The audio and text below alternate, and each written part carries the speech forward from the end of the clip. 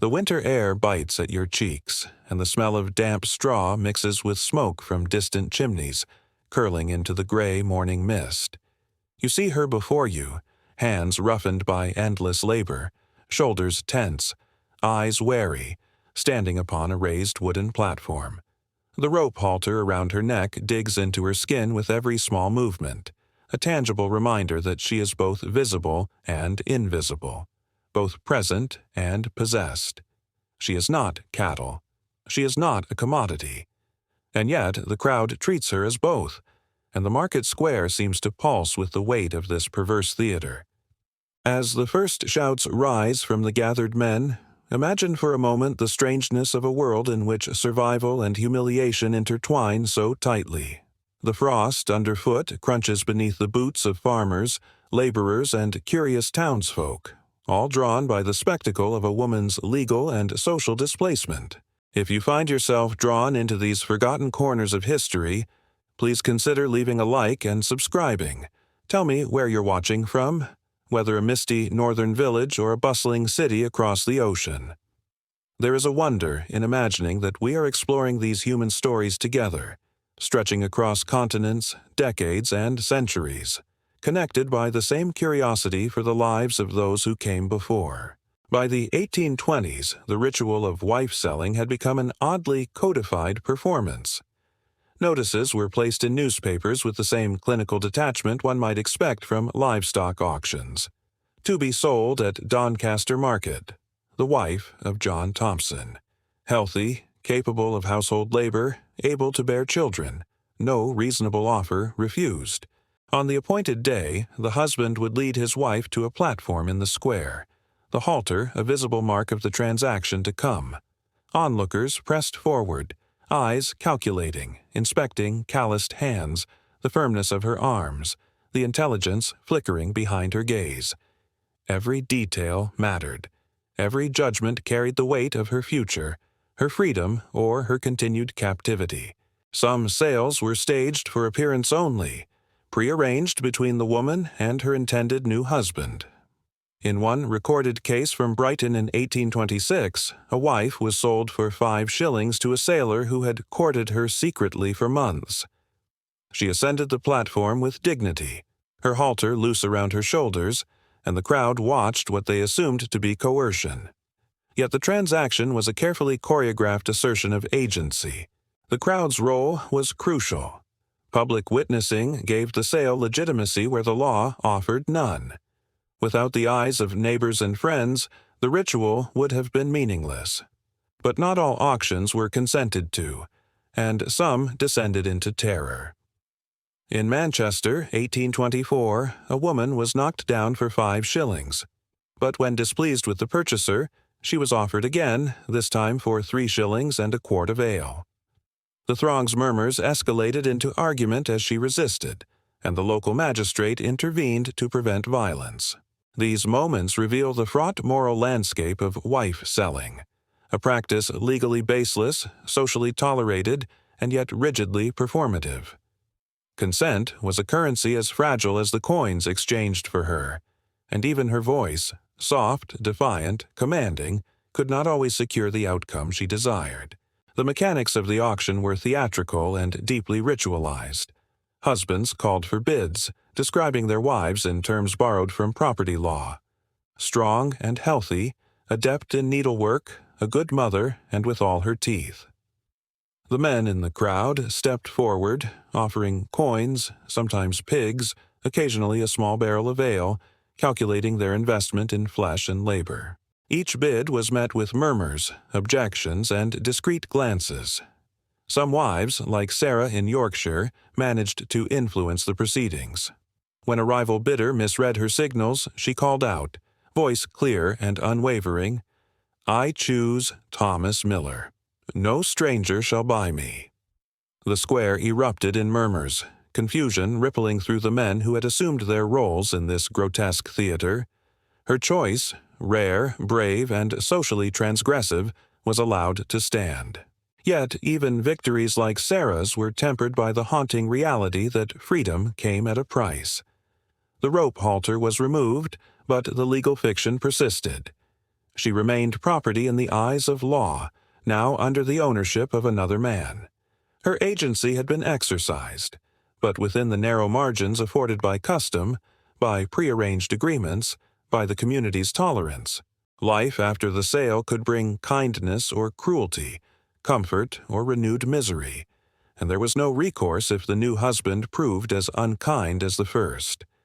The market square had witnessed a transfer, but it could not guarantee justice or protection. Through these auctions, a paradoxical truth emerges. Humiliation and agency were inseparable. The rituals reduced women to commodities, yet the same rituals sometimes offered escape, survival, and, in rare cases, love. The transactions were messy, dangerous, and morally complex, but they reveal the intimate interplay between law, custom, and human desperation. As the crowd dispersed, coins clinking in pockets, voices fading into cold air, the echoes of the halter lingered. They were a reminder of the impossible choices forced upon women in a society that had stripped them of legal identity and rendered their lives a matter of public spectacle. And as the last shouts die down, one cannot help but wonder, who, in that frozen market square, truly held power? The men with coins, the community watching, or the woman who learned to navigate the treacherous space between consent and coercion, claiming her small measure of freedom in a world that offered none? By the time morning reaches the market square, the frost has left a fine lace of white on the cobblestones, and the cold wind cuts through the layers of woolen coats and shawls. You see her standing on the raised wooden platform, shoulders squared, hands calloused and raw from years of work, and the rope halter biting into the flesh of her neck. She is not cattle. She is not merchandise. And yet the square thrums with a peculiar energy, a mixture of anticipation and dread, as if every spectator has silently agreed to treat her as both. By the 1820s, wife-selling had become an almost ritualized event, blending legality, superstition, and communal spectacle.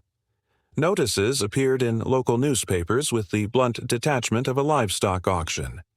To be sold at Walsall Market, the wife of Thomas Parker, healthy, industrious, capable of household duties, able to bear children.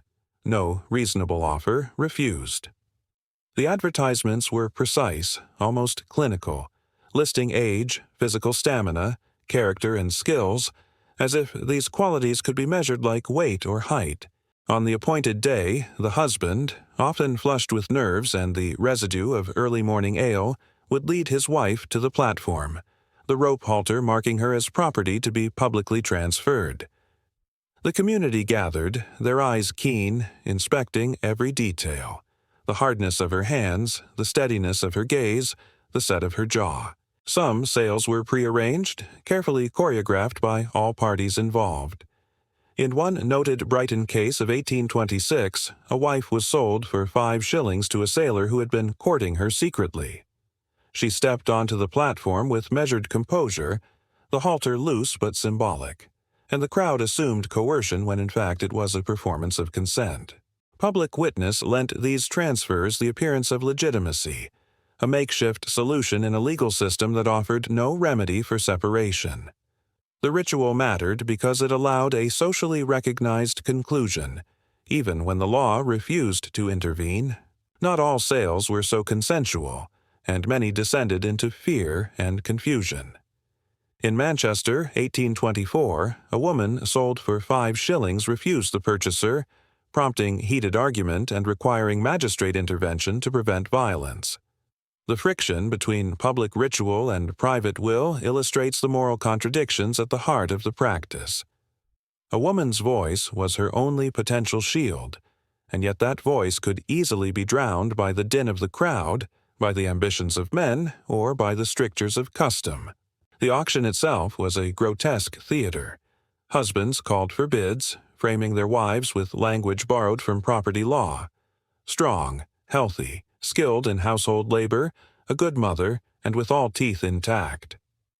Bidders examined her closely, gauging not only physical stamina but temperament, patience, and suitability for domestic service. Coins clinked in pockets. A pig, a barrel of ale, a few shillings, each bid weighed against the risks and responsibilities of acquiring a human being. And in that mix of commerce and coercion, moments of genuine choice sometimes emerged. Sarah of Yorkshire provides one such example. When a rival bidder misread the signals of her prearranged sale, she stood firm. "I choose Thomas Miller. No stranger shall buy me." The square erupted into murmurs and debate, the crowd caught between custom and conscience. Remarkably, her choice was respected, but even this rare victory came with its own paradox.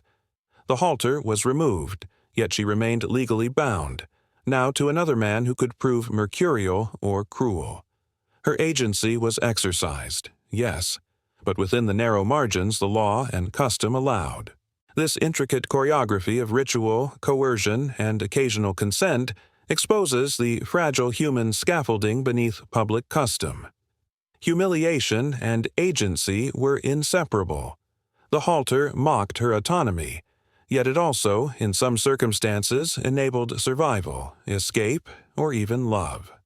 The moral terrain was treacherous and unforgiving, but the participants, wives, husbands, and buyers alike, navigated it with the logic and desperation of those seeking any solution in a world that offered none.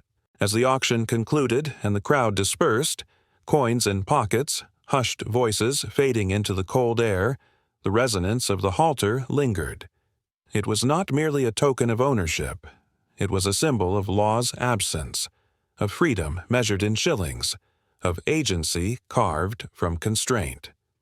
In every hand grasped, every coin exchanged, every voice raised in protest or consent, the market square bore witness to the human struggle between submission and self-determination. And in the quiet aftermath, one must ask, who truly held power in the market square?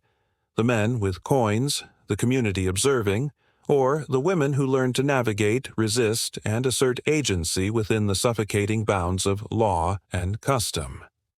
The rope had been removed from her neck, but its weight lingered in memory, in precedent, and in the stark moral calculus of a society that had no other means to reconcile freedom, survival, and human dignity. Even as the market square empties, the air seems to hold its breath. The sharp tang of winter frost clings to the cobblestones, and faint impressions of rope remain, etched into skin like a secret map of desperation. You hear the echoes of coins clinking and murmurs drifting along narrow streets, and for a moment it is as if the market never fully sleeps, carrying the stories of women who walked away, trembling but alive, from auctions meant to define them as property. By the mid-19th century, the ritual of wife-selling had begun its slow retreat, not because of sudden enlightenment, but through incremental changes in law and social expectation. Reformers and local authorities often responded inconsistently, caught between moral outrage and practical helplessness. Some magistrates tried to intervene in Manchester or Derbyshire, only to be laughed down or ignored. Others tacitly permitted sales to continue, recognizing them as crude solutions to the impossible legal and economic circumstances facing working-class families. In some parishes, poor law overseers even encouraged husband and wife sales, seeing it as cheaper than maintaining separate households in the workhouse. Yet the human stories persisted, demonstrating remarkable cunning, bravery, and resilience. Take Mary Parsons of Brighton, for instance, who orchestrated her own sale in 1837. Her husband, prone to drink and neglect, led her to market with a halter around her waist. The buyer, a man she had long admired from afar, offered the sum of 3 shillings and a quart of ale, and she accepted, smiling faintly at the hush of recognition from the onlookers. In the crowd's eyes, she had been purchased, yet in truth she had exercised the only leverage the law permitted, choosing a life away from abuse. Her dignity was preserved, paradoxically, through the very ritual that sought to diminish it. The law, meanwhile, struggled to catch up. Prior to the Matrimonial Causes Act of 1857, legal separation was prohibitively expensive and almost unattainable for the working poor.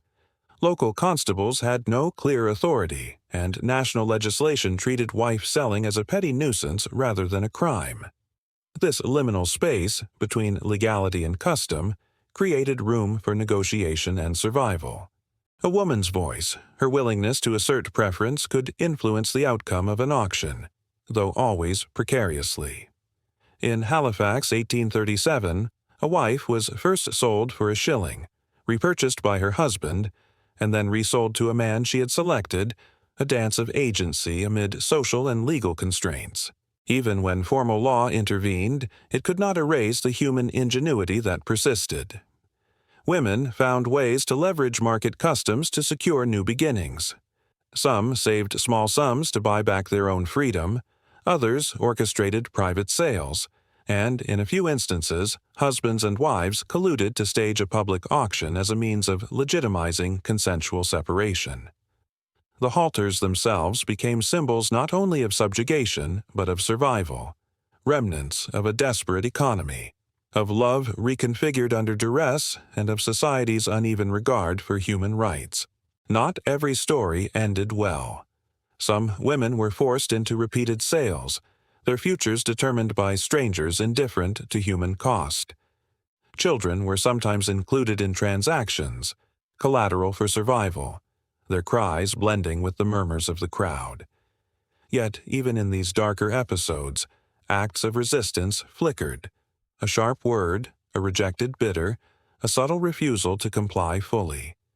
Each gesture left a trace, a record of the human spirit asserting itself against legal and social structures designed to crush it.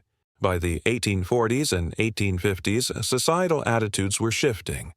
Newspaper coverage grew increasingly critical, depicting wife sales as vulgar, barbaric, and beneath the decorum expected of communities that valued morality and order. Evangelical groups, reformers, and new legislation gradually chipped away at the practice. The Married Women's Property Acts of 1870 and 1882 began allowing wives to retain earnings and inherit property, striking at the legal doctrines that had rendered them invisible. Yet, the last recorded sale in 1913 reminds us that the echoes of these market rituals could not be extinguished overnight. Custom and desperation lingered long after law caught up. The paradox of wife selling, the intertwining of humiliation and agency, of coercion and choice, illuminates the broader social and legal blindness of the era. The rope marks faded, the coins exchanged, the crowds dispersed, but the memory of survival persisted. Each woman who stepped onto a platform negotiated her path and walked away carried more than a bargain. She carried the enduring assertion of selfhood in a system designed to deny it. And as the last halters were stored away, tucked into history's shadows, one question remained suspended in the frosted air of England's market squares.